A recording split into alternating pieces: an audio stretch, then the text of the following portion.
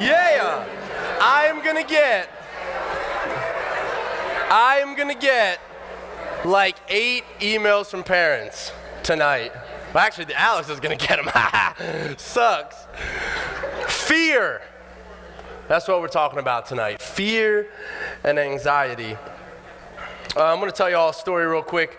How many of y'all have seen an extremely scary movie that basically like wrecked your life for a hot minute? Anybody? Anybody? Yeah, cool. So I'm going to give you my story of that. So how many of you have seen The Grudge? It's a little older, right? Okay, so me and my wife were debating the age that this happened because she thought it happened later and it's more embarrassing. I'm going to stick with 10 years old, okay? I was at a 10-year-old birthday party and we watched The Grudge, all right? So if you haven't watched this movie, it's like this Asian film where like it's just freaky in this house and it's terrifying, a bunch of popping out and just like, oh, it was awful, right? So I'm terrified. Didn't sleep that whole night. At this person's birthday party, I was like, I'm pretty sure I was the bum of the party because I just was peeing my pants and I couldn't sleep. And went home, and I was like, okay, I'm gonna be good to go. But the thing about this movie is that scary stuff happened in like every place that you do things in real life, all right? So there was a shower scene where like the monster popped out in the girl's hair. There was a bath scene where this dude was taking a bath and the freaking alien thing popped out. It wasn't an alien, it was some, I don't even know what it was. Popped out of the bathtub, okay, right? There was a scene where she was sleeping and she looks down and the sheets pop up and the thing's under there, okay? There were scenes in the basement, there were scenes in the attic, it was all over the place. So let me tell you one thing.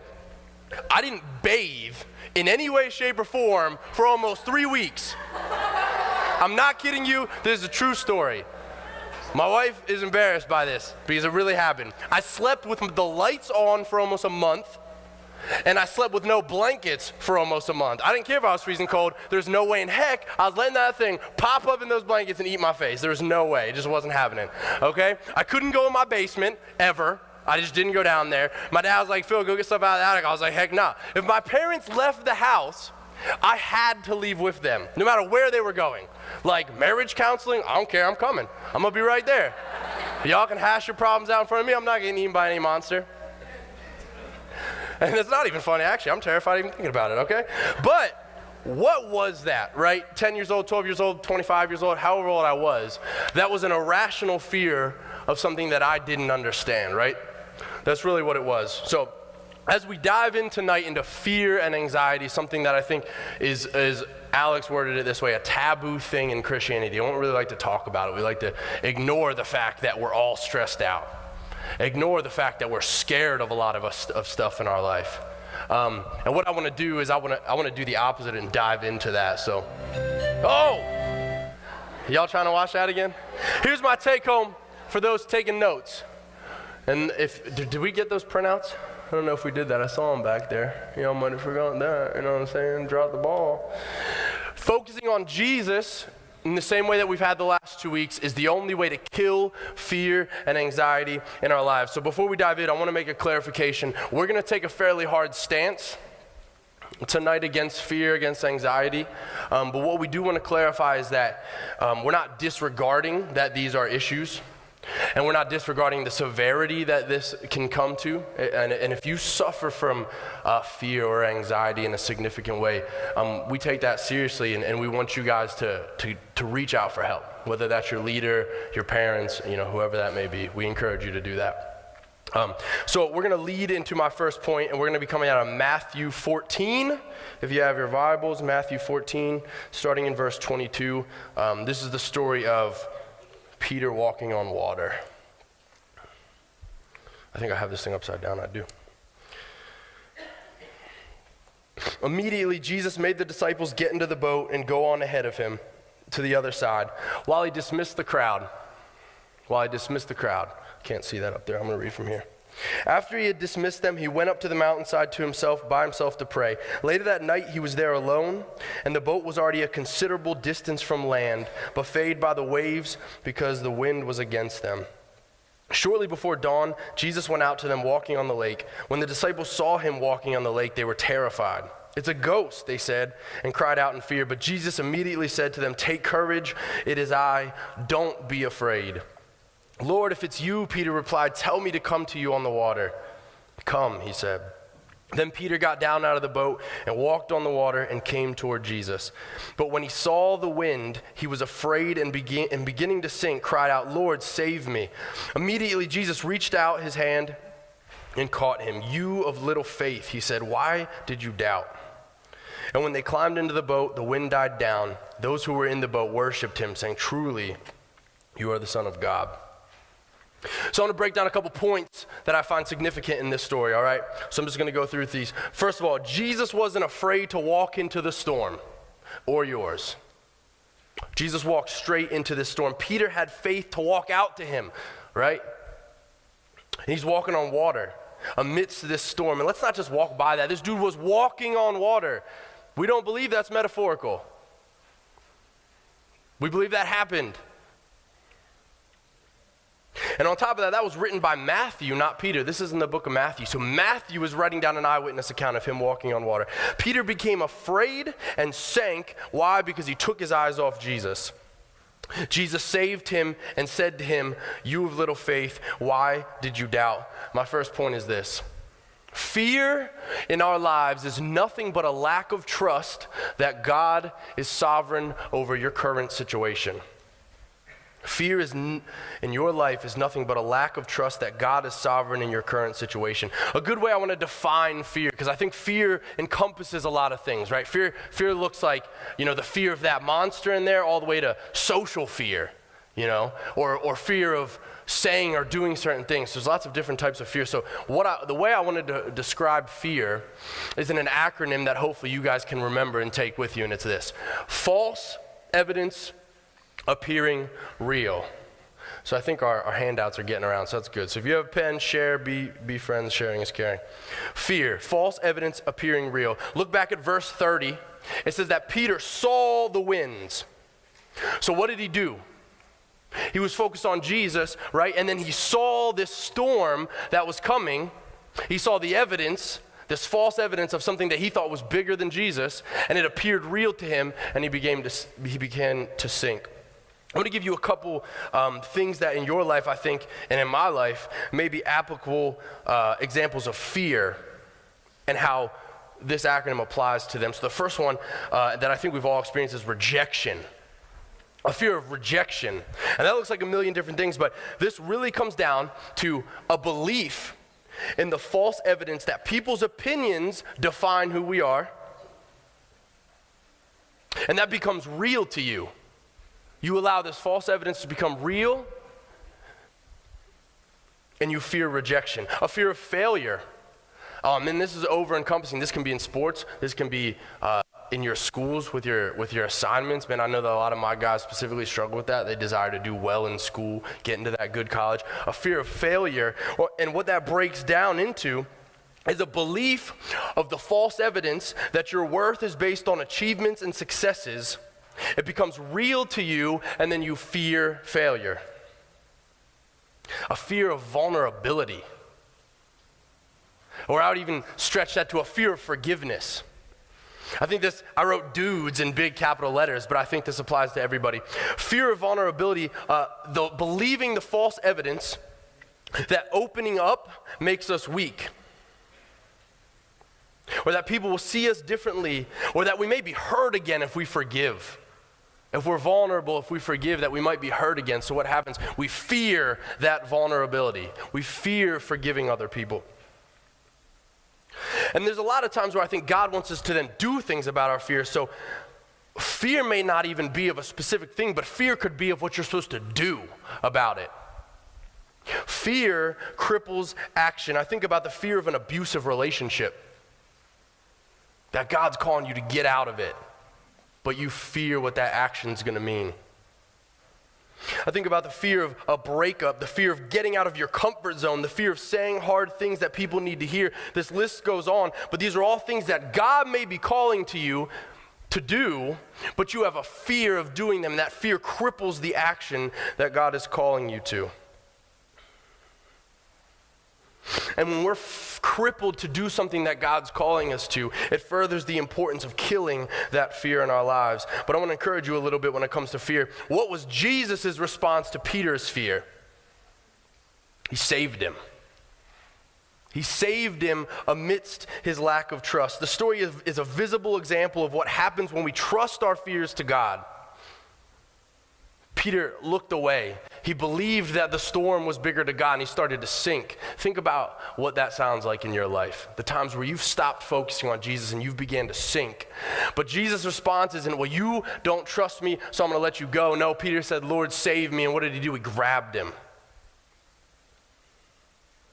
1 John 4:18 says that perfect love casts out all fear. When we embrace the love Jesus offers, when we grab that outstretched hand that Peter offered to Jesus, and we focus on him, no storm will overcome the love that you've experienced. And the more we grow in that trust for Jesus, we see 2 Timothy 1:7 become clear that God has not given us that spirit of fear, but of power and love and a sound mind. God has not given you a spirit of fear. When you know God, he has not given you a spirit of fear, but of love and of power and of sound mind.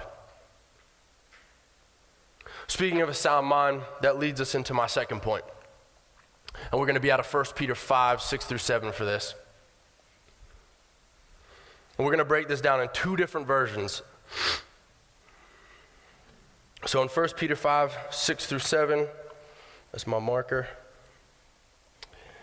Humble yourselves. This is the NIV. Humble yourselves, therefore, under God's mighty hand, that he may lift you up in due time. Cast all your anxiety on him because he cares for you. Now, I read this, and that's a really cliche Christian verse. Cast all your anxiety on him because he cares for you, right? Probably like 48% of the room, it's like their life verse. They have it like on their mirror when they're, cast your anxieties on him. Now, the interesting thing about this verse, and I got this from really studying what anxiety meant in God's word. In the original, in the King James, and if you go back to the Hebrew, the original language that this was written in, this isn't actually the context of this verse. So I'm going to read an ESV or King James, but the ESV also has it this way. They change it up a little bit. It says, humble yourselves, therefore, under the mighty hand of God, so that at the proper time he may exalt you, comma, there's no period, casting all your anxieties on him because he cares for you. Okay, Phil, you changed the period to a comma. There's a huge difference in these, so let's go back. This says, humble yourselves, period. And if you'd like, cast your anxieties on him. This says something totally different. Humble yourselves, casting all your anxieties on him because he cares for you. What is that saying? That's saying that casting your anxieties and your stresses on God is part of humility. As Christians, we're called to humility. We talk about that all the time. It says that, what does God say about the proud? He says he opposes the proud but favors the humble. We're called to humility. God says that the anxiety and stress in your life is in the way of you pursuing that humility, and you casting your stresses and anxieties to him is part of you humbling yourself, not an extra additive. I have some stats for you that I honestly think might be higher at this point. These were from last year.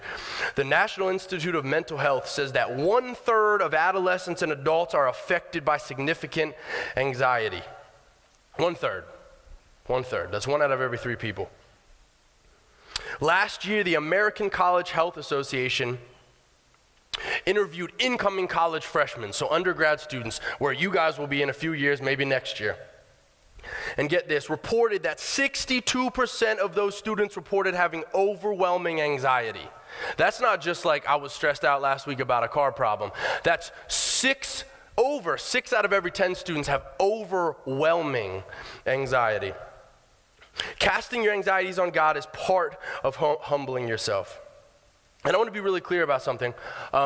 In our culture, we tend to define pride and humility in very incorrect ways. Now, here's how I want to break that down. Often, and I'll use myself as an example, often someone like me, a very loud, extroverted, outgoing person would be called prideful, just labeled because of my personality. And a person who might be much more introverted, maybe more insecure, and anxious would be called humble because of their demeanor. Now, what I want to say right now is something that I think is extremely important that we get. Those are both pride. And not one's worse than the other. Those are both pride. Being insecure and anxious does not make you any more humble than someone who is cocky or self-reliant. They're both forms of pride. In this scripture, God tells us giving our anxieties to God is part of our humbling ourselves. So let's ask, what does humility really do? We talk about humility all the time, but let's make this like bare bones simple. What does humility really mean? Now that we know that just being quiet isn't being humble, being loud isn't being prideful, what does humble do? Humility takes the focus off of self, period. So when we're sulking in the corner, we feel really bad for ourselves and we don't want to talk to anybody. What are we focused on? When I'm running around the soccer field telling everybody I'm the best player in the entire world as loud as I possibly can, who am I focused on? I try not to do that, by the way. I used to, all the time. Those are both pride. It takes the focus off of self. It takes the focus off of my problems, my issues, my life, me, my, and mine, this culture that we live in. And it places the focus on Jesus. Who remembers the JOY acronym from last week? Jesus, others, yourself gives you joy. Humility takes the focus off of me and puts it on Jesus and others.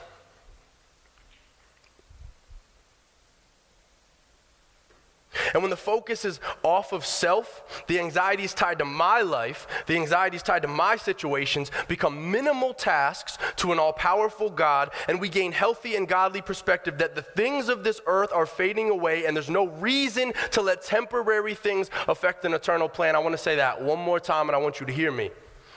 When the focus is off of self, when it's off of me, the anxieties tied to my life and my situations, all those things become minimal tasks to an all-powerful God who we trust in, and we gain healthy and godly perspective that the things of this earth are fading away and there's no reason to let temporary things affect an eternal plan.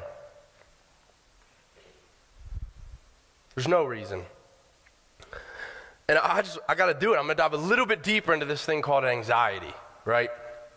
We've all experienced it. And like I said earlier, man, we're not condemning you if you've got more of that than the next person, or if that's something you really struggle with. But this message might just be for you then. We got into a point in our culture where that via our busyness and schedules and growing lists of pains and problems, anxiety has become normalized. Often the culture seems to preach that it's okay to be anxious and stressed or even depressed, that these things are okay, they're normal. I don't believe that that's God's heart or vision for our lives. I'm going to say that. I do not believe that narrative is God's vision for our lives. He says things like the fruits of the Holy Spirit are joy and peace. He says he gives us a peace that surpasses understanding. He says don't worry about anything, instead pray about everything. And when we leave that reality and allow ourselves to become anxious in that area of our lives, we are now operating outside of God's desire and intent, and God does not want you to be anxious. When we leave that reality, that God gives us a peace that surpasses understanding, that he calls us to not worry about anything but pray about everything, and we say that anxiety is okay because it's normal, we're now operating outside of what God desires for us in that moment. Can I challenge the church right now, us, Jesus-loving Christians, to be the people that break societal chains of anxiety and depression, knowing that our problems are little and our God is big, that our problems are temporary and our God is eternal, that Jesus went to the grave for your failures and rose back up for your freedom. Do you believe that? Do you believe that your problems are little and your God is big? Do you believe your problems are temporary and your God is eternal? Do you believe that Jesus went to the grave for your failures and rose back up for your freedom? Are you willing to humble yourself today so that you can give God your anxieties and realize that he doesn't want you to carry them anymore, that he died for those? And this brings me to our last point. Well, actually, sorry, that's the second point. I don't think I ever got there. Humility is the key component to killing anxieties in our lives. Anxiety in our lives, if you didn't get that from everything I just said, which I hope that you did. This leads us into the last part, which we're coming out of Proverbs 14, 26 through 27. Whoever fears the Lord has a secure fortress, and for their children it will be a refuge. The fear of the Lord is a fountain of life, turning a person from the snares of death. My last point is this: the only thing that we should have a fear of is God. The only thing we should have a fear of is God. So I'm going to break that down a little bit. What does a fear of God mean, right? Well, should I be terrified of him? Should I think he's going to strike me down with lightning at any point? Not necessarily. The Hebrew word for fear is yirah. I don't know how to pronounce it. Y-I-R-A-H. Yirah. We're going to go with yirah. And the interesting thing about this is it has different biblical contexts, but is often translated to mean respect and reverence. So what does a fear of God mean? It means a respect and a reverence for God, for what he's done, for what he continues to do, for who he is, to be in awe of his power. Now, the thing about a fear of God, a healthy fear of God, a healthy reverence and respect for God, is that it's going to lead to a lot of things, right? And I think a lot of times we look to God as if he's this genie, right? Well, if I trust you, if I love you, if I follow you, I'm going to get X, Y, and Z. But really, what God promises us, that if we have a fear of him, this is what it's going to lead to. And no one's going to like to hear this. It's going to lead to obedience to God. A healthy fear and reverence for who God is and what he does and what he has done is going to lead to obedience to God, which will result in glory for God. You cannot properly glorify God without a healthy fear of God, and you cannot properly glorify God when you fear things that aren't God, because when you fear things that aren't God, you have given them power in your life that only God deserves. When you fear things that aren't God, you've given them a power in your life that only God deserves. The only thing that we should fear is God, and ironically, when we have that healthy fear of God, we'll further understand and experience more of God's love. Fear of God will give us greater understanding of the love of God, which is what we so desperately want and need. Now, what was Peter's problem? We'll go back to that first verse. What was Peter's problem? Was it that he tried to walk on water? And that the storm was crazy? Yeah, go ahead. What was his problem? Yeah. Peter's problem was fear. It wasn't the storm, but that he didn't focus on what controls the storm. He had Jesus right in front of him. He had the God that controls all those fears, all those situations, all those problems, all those anxieties that he has, and he chose to look away. So he didn't focus on what controls the storm. He focused on the storm. But the good news is this: what happened when Peter looked away? And when he started drowning in his problems, when he started drowning in his anxieties, when he started drowning in his fear, what did he say? He said, "Lord, save me. Lord, save me." Have you said that to God in the middle of your anxieties? Have you said that to God when you're terrified of your current problems? Have you said, "God, save me"? Because what happened? Peter said, "Lord, save me." And as he was sinking, Jesus grabbed him. Jesus grabbed him and Jesus saved him. And then even further, as he pulled him out of the water and they climbed into that boat, what happened? The storm stopped. The storm stopped. He trusted that God could save him. He reached out. God pulled him up. And not only that, but he stopped the storm and they all worshiped him. Isn't that a place we want to be in right now? And the anxieties that you have in your life and the fears that you have in your life, are you ready to be in a place where that storm is going to stop? Peter's a great example for how we get there. Humility is the key component to killing anxiety, and the only thing that we should fear is God. Students, do you trust that grabbing hold of Jesus' hand will bring peace to your storms? I'm going to call up a couple leaders, and what I want to do right now is I want to give you guys an opportunity to respond to this. I think anxiety has become so normalized in our culture. I see it, literally constantly. And even as a person who you could argue doesn't struggle with those things, I still have to pray against anxiety. And just earlier, things were going wrong, and literally I told my wife, I was like, man, the devil's a liar. I'm not letting this happen right now. What we're going to do is I want you guys to bow your heads. I want you to close your eyes. I want you to think about the storms that you're walking through right now. I want to think about the anxieties that you have, the fears that you have. And I want you to let us speak truth over you right now and speak love over you right now. Fear is a very real thing in all our lives. Every single leader up here deals with fear probably on a daily basis.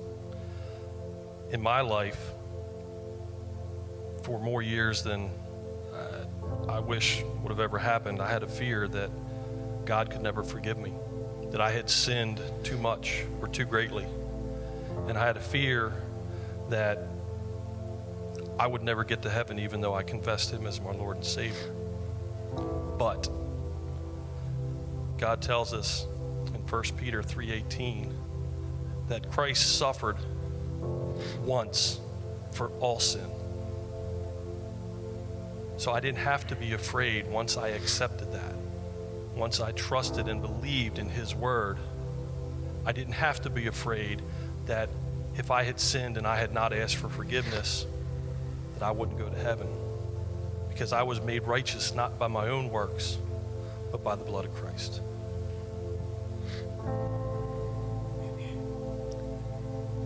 My struggle started out as shame from the things that had happened in my past. That shame quickly formed into fear of anyone ever finding out about what had happened. And then the fear eventually turned into anxiety of being around other people, not wanting anyone to get too close. But here's what God tells us. In Psalm 107:13-16, then they cried to the Lord in their trouble, and He saved them from their distress. He brought them out of darkness, the utter darkness, and broke away their chains. Let them give thanks to the Lord for His unfailing love and His wonderful deeds for mankind, for He breaks down gates of bronze and cuts through bars of iron. Over the past several years, the situation that has been the greatest trigger of fear and anxiety in my life concerns the welfare of my child, my lost sheep, my prodigal son who has chosen to walk away from his family and far from the Lord.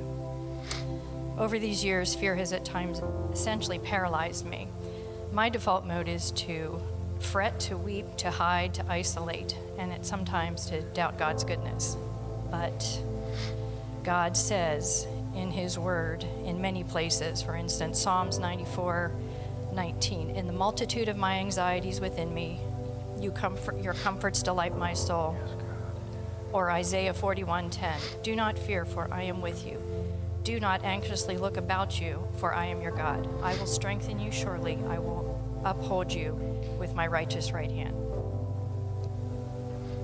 Jesus speaks to us, and this is what He says. Cast your fear and anxiety on me, because I died so you wouldn't have to carry it anymore. I feel your pain, child. Don't let my sacrifice be in vain. All the parts of you that you are feeling are missing, I can make whole. And let me hold you because I have holes too. Let me give love where you've never felt it, with a type of love you've never felt before, a perfect love. And let me tell you, perfect love casts out all fear. Embrace my grace so you can live a life that's changed. Endure the race until you see my face. Perfect love casts out all fear. So fear not, for I am always with you.